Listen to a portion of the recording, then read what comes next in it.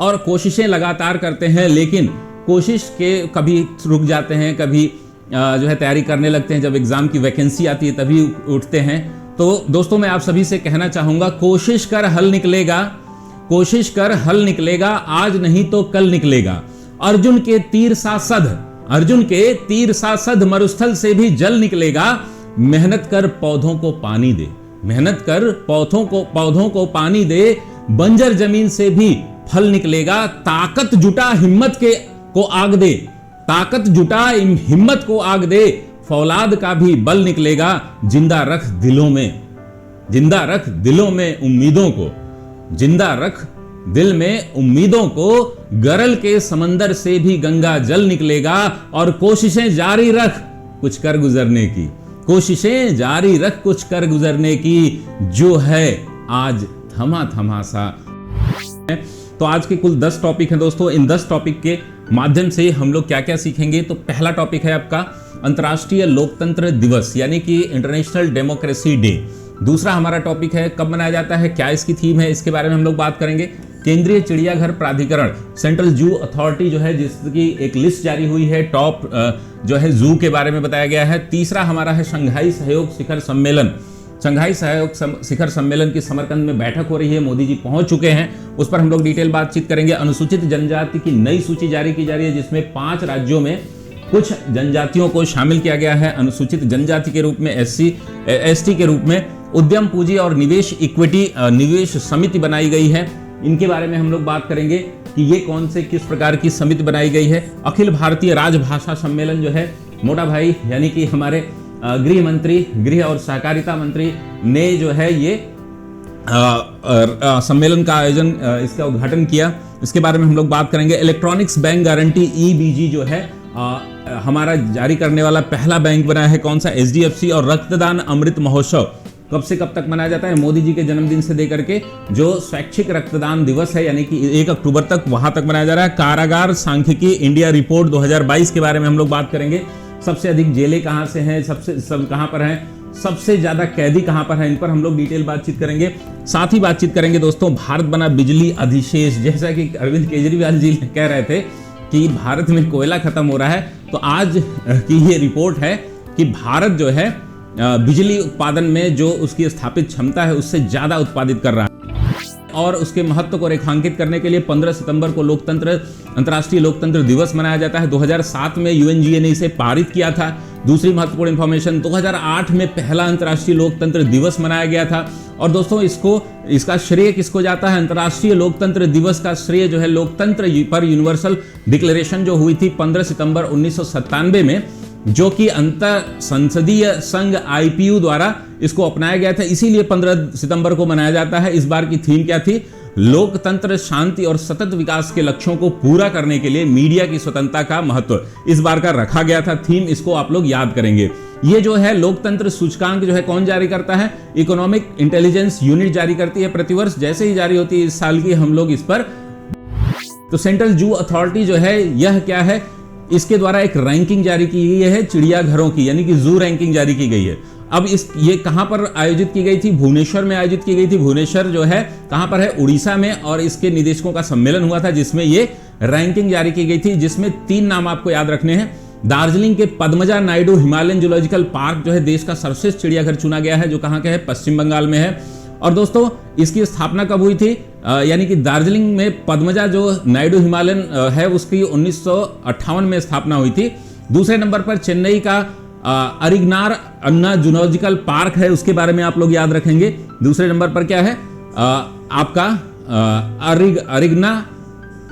अरिगनार अन्ना zoological park. तीसरे number पर कर्नाटक का मैसूर में श्री चामराजेंद्र जूलॉजिकल पार्क है। इन तीनों का नाम आप याद रखेंगे।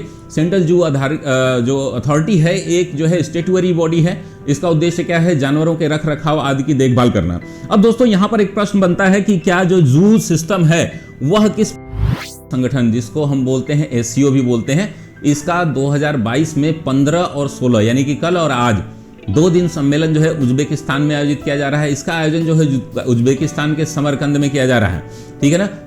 पिछली बार जो बिश्केक में, किर्गिस्तान की राजधानी जो बिश्केक है वहां पर हुई थी, उसके बाद ये पहला फिजिकल रूप से आयोजित किया जाने वाला शिखर सम्मेलन है। इसमें प्रतिनिधि के रूप में भारतीय प्रधानमंत्री वहां पहुंच चुके हैं, उसमें पार्टिसिपेट कर रहे हैं।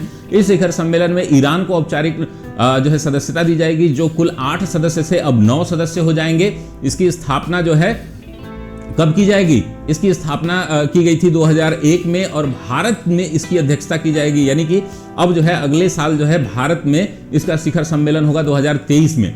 एससीओ जो है एक अंतर सरकारी अंतर्राष्ट्रीय संघ, यह आपको याद रखना है, और इसका मुख्यालय कहां पर है?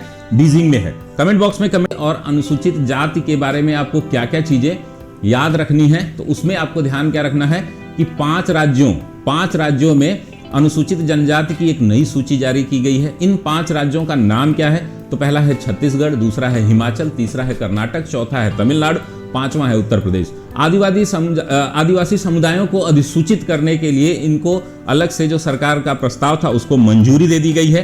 तो आप सभी लोग ये भी ध्यान रखेंगे, छत्तीसगढ़ में जो अनुसूचित जाति है ब्रिजिया समुदाय, छत्तीसगढ़ में क्या है? ब्रिजिया समुदाय, उसको प्रस्ताव की मंजूरी दे दी गई है। उत्तर प्रदेश में गोंड जनजाति है, उसकी उपजातियां हैं, 5 उपजातियां हैं, उसमें से 3 उपजातियां धुरिया, नायक, ओझा को एसटी में शामिल कर लिया गया है। उत्तर प्रदेश के ये कितने कुल जिलों में फैली हुई हैं? 13 जिलों में फैली हुई हैं। इनको एससी से हटा करके अब एसटी का दर्जा दे दिया गया है। क्लियर है?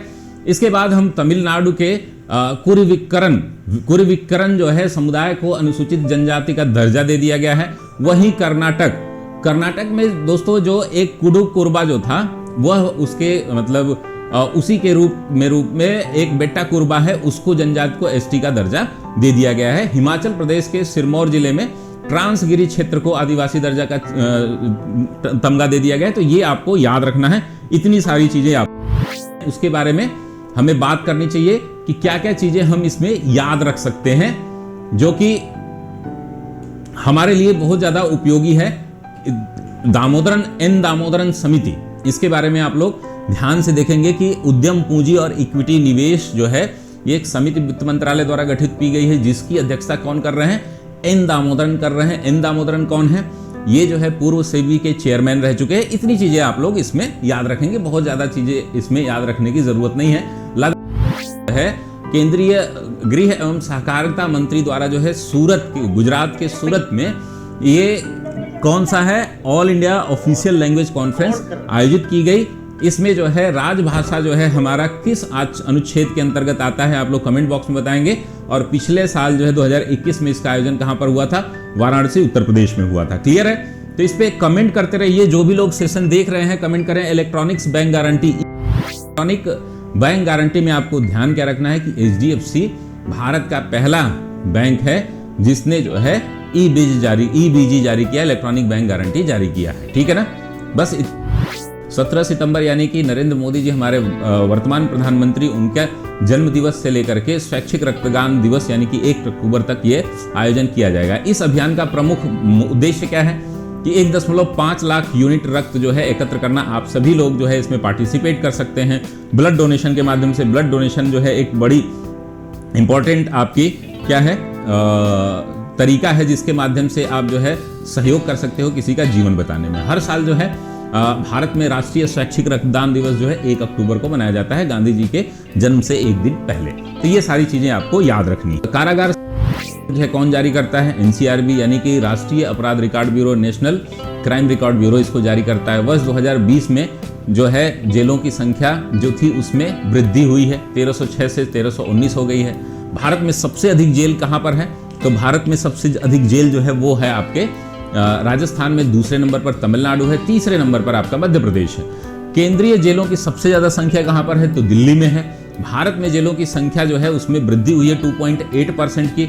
अगर कैपेसिटी के मामले में देखा जाए तो उत्तर प्रदेश में जेलों की जो क्षमता है वो सबसे ज्यादा है, उसके बाद बिहार का स्थान है। सबसे ज्यादा कैदी जो है वह उत्तर प्रदेश में है, कुल संख्या का 21.3%। उत्तर प्रदेश में सबसे ज्यादा जो दोषी हैं उनके पेंडिंग मामले हैं ज्यादातर।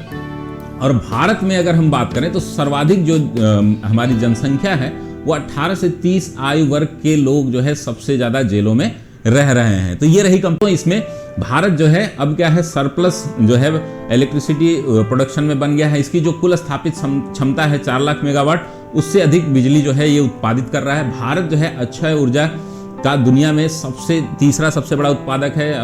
अमेरिका, चीन और अमेरिका के बाद जो है सबसे ज़्यादा रिन्यूएबल एनर्जी जो है भारत उत्पादित करता है।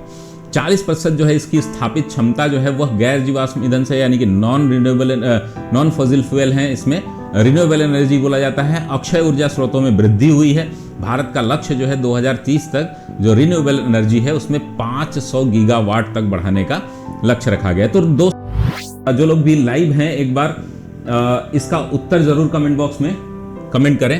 भारत के किस स्थान पर देश का पहला समुद्री विरासत परिषद का निर्माण किया जा रहा है? आपका उत्तर है राखीगढ़ी, लोथल, मलकानगिरी, गढ़मुक्तेश्वर। ये जो कल की करंट अफेयर